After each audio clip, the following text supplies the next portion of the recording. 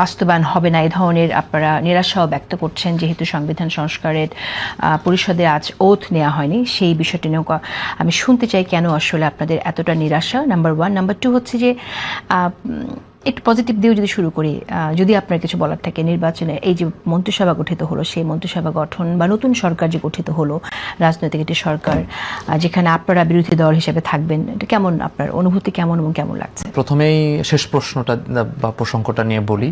সেটা হচ্ছে যে এটা সত্যি সত্যি বাংলাদেশের একটি ঐতিহাসিক দিন, এবং মানে আমি খুবই মানে কিছু কমপ্লেক্সিটি কমপ্লেন বা যেই অপ্রত্যাশা বা প্রত্যাশা পূরণের ঘাটতি না থাকার পরেও আমি এটাকে খুবই ইতিবাচকভাবে দেখি, কারণ আমরা দীর্ঘদিন লড়াই করেছি একটি গণতান্ত্রিক প্রক্রিয়ায় বাংলাদেশ ঢোকার জন্য, এবং সেটি একটি নির্বাচন এবং নির্বাচনের পরে একটি রাজনৈতিক সরকার, যেই সরকারকে জনগণ ম্যান্ডেট দিবে। এই নির্বাচনের জায়গা থেকে আমি মনে করি যে বর্তমানে যে সরকারটি হয়েছে সেটি জনগণের ম্যান্ডেট দ্বারাই এসেছে।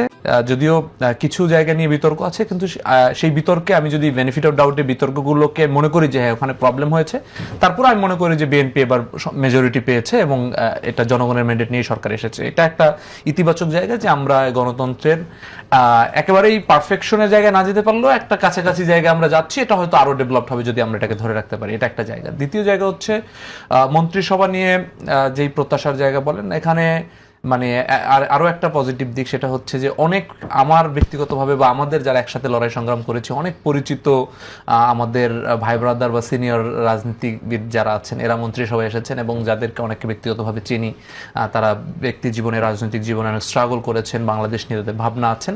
তো তাদের উপরেও এক ধরনের প্রত্যাশা আছে যে তারা বাংলাদেশের বিষয়ে ভালো কিছু করবেন। এটা একটা জায়গা। আবার কিছু কিছু জায়গায় আমরা দেখেছি যে যেমন এই ঢাকা 10-এর যিনি প্রার্থী ছিলেন রবিউল সাহেব, ওনার ব্যাপারে অনেক ধরনের বিতর্ক আছে। এরকম ব্যক্তিদের নিয়ে আবার 3টা মন্ত্রণালয় উনি পেয়েছেন। তো এরকম কিছু জায়গা, আবার কিছু এনার্জি, জলবায়ু, এই ধরনের কিছু মন্ত্রণালয় আমরা দেখেছি যে যারা দায়িত্ব পেয়েছেন এদের পূর্ব কোনো এক্সপার্টিস বা ওই ফিল্ডে তার কোনো ধরনের কোনো কাজ আমরা এর আগে দেখি নাই। কিন্তু ওভারঅলি আমার কাছে মনে হয়েছে যে তরুণ এবং প্রবীণ মিলে একটা মোটামুটি একটা মন্ত্রিসভা আমরা পেয়েছি। এখন এটা প্রমাণ হবে যে আসলে কতটা তারা কাজে কিভাবে এটার আউটপুটটা দিচ্ছেন। আর প্রথম যে প্রসঙ্গটা আপনি বললেন সেটার বিষয়ে আমরা বলতে চাই যে আমরা এই জায়গাটা প্রথম শপথের দিনই আমরা হতাশ হয়েছি যে মানে একসাথে জুলাই আদেশ বাস্তবায়ন যেটা ছিল সেখানে পরিষ্কার লেখা ছিল যে আসলে 2টা শপথ একই সাথে হতে পারে এবং হবে, এবং একই ব্যক্তি 2টা শপথই পড়াতে পারেন।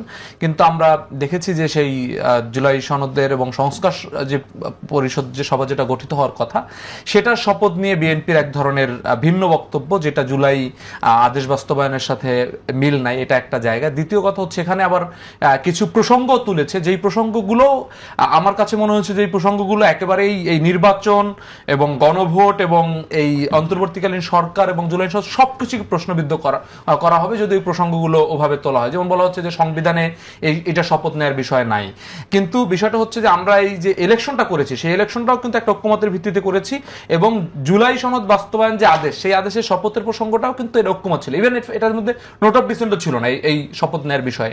সো সেইটাকে যদি প্রশ্ন করা হয় যে সংবিধানে নাই বিধে আমরা এখন শপথটা নিতে পারছি না, কিংবা এই ধরনের প্রশ্ন করা হয়, এইটা আমার কাছে মনে হচ্ছে যে বিএনপি যেই পরিমাণে ভোট পেয়েছে তার থেকে বেশি মানুষ কিন্তু হ্যাঁ ভোটে ভোট দিয়েছে।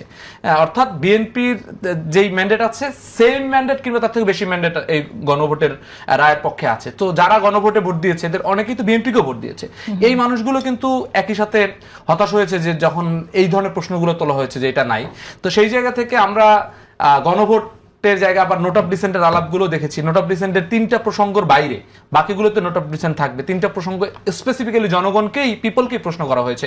সেই বিষয়গুলো আসলে জনগণ রায় অলরেডি দিয়ে দিয়েছে। সেই বিষয়গুলোকে পেঁচানোটা হচ্ছে, এই পেঁচানোটা আমি শেষ করি আপা, সেটা হচ্ছে যে এই পেঁচানোটা বিএনপি সরকারের সাথে যারা সংস্কার চায় কিংবা যারা জনগণ যারা গণভোটে হ্যাঁ দিয়েছে তাদের একটা মুখোমুখি অবস্থান তৈরি করা হচ্ছে।